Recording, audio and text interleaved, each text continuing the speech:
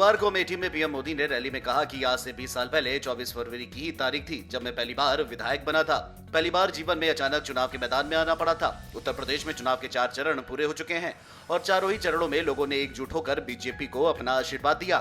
जो घोर परिवारवादी सोच रहे हैं कि यूपी में लोग बट जाएंगे, बिखर जाएंगे, देश हित को भूल जाएंगे, उन सब के सारे गणित उल्टे पड़ गए हैं।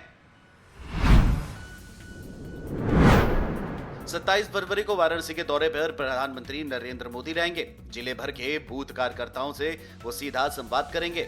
वहीं संपूर्णानंद संस्कृत विद्यालय में दोपहर करीब 2 बजे 20,000 कार्यकर्ताओं को संबोधित करेंगे। पीएम के आगमन की सूचना के बाद भाजपा ने बुधवार को बैठक कर तैयारियों की समीक्षा की।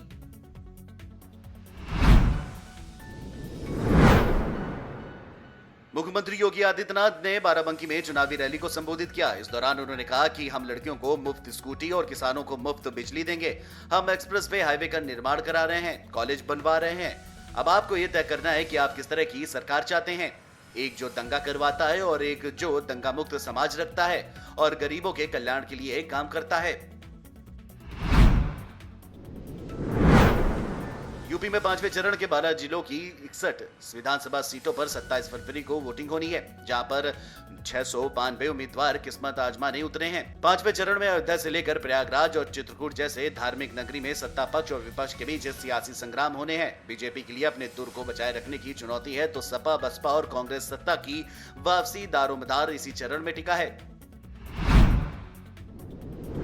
बहराइच में गृह मंत्री अमित शाह ने चुनावी रैली में कहा कि पहले, दूसरे, तीसरे और चौथे चरण में सपा बसपा का सुपड़ा साफ हो गया है। 4 चरणों में 300 से ज्यादा सीटों के साथ भाजपा की जीत की नींव डाली है। उत्तर प्रदेश में योगी जी ने ऐसे शासन चलाया है कि दूरबीन लेकर भी कोई बाहुबली दिखाई नहीं पड़ता। अब हर जगह पर बजरंगबली ही दिखाई पड़ते हैं। यूक्रेन संकट पर पूर्व राजनयिक जी पार्थसारथी ने कहा कि भारत को स्थिति के मूल को देखना चाहिए। उन्होंने कहा कि रूस बहुत कठिन समय में भारत के साथ खड़ा रहा है। भारतीय राजनयिकों ने कहा है कि नई दिल्ली को कूटनीतिक रूप से सख्ती से आगे बढ़ना होगा।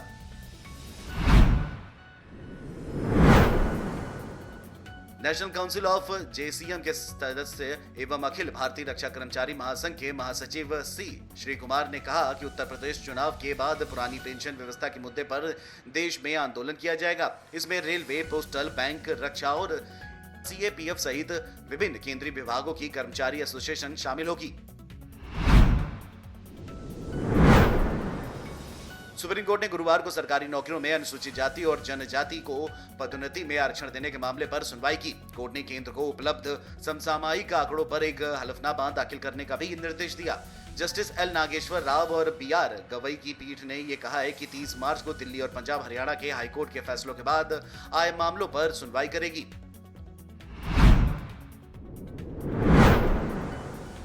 अमर उजाला.com से फोन पर बात करते हुए मुंबई के अमन थामे कहते हैं कि यहां पर सब कुछ बंद हो चुका है। अगर इसी तरह के हालात रहे तो अगले 1-2 दिनों के भीतर उनके पास खाने पीने का भी कोई सामान नहीं बचेगा। वह कहती हैं कि उनके पास यूक्रेन से किसी भी दूसरी जगह जाने का कोई भी जरिया नहीं बचा है और न ही कोई संसाधन है। उत्तर प्रदेश विधानसभा चुनाव के लिए 4 चरणों का मतदान संपन्न हो चुका है। हर चरण में इस बार पिछले विधानसभा चुनाव के मुकाबले कम मत डालने का ट्रेंड दिखाई दे रहा है। कम मतदान का ये ट्रेंड केवल उत्तर प्रदेश तक सीमित नहीं है। पंजाब में भारी सियासत के बाद भी इस बार पिछले 3 विधानसभा चुनाव के मुकाबले कम मतदान हुआ है। उत्तराखंड में भी पिछले विधानसभा चुनाव की तुलना में कम मतदान हुआ है। वीडियो डेस्क अमर उजाला.com। डाउनलोड करें अमर उजाला ऐप और पाएं खबरें लगातार। अगर आप ये वीडियो YouTube पर देख रहे हैं तो हमारे चैनल को सब्सक्राइब करें और बेल आइकन को दबाना ना भूलें। अगर आप Facebook पर ये वीडियो देख रहे हैं तो हमारे पेज को लाइक करें।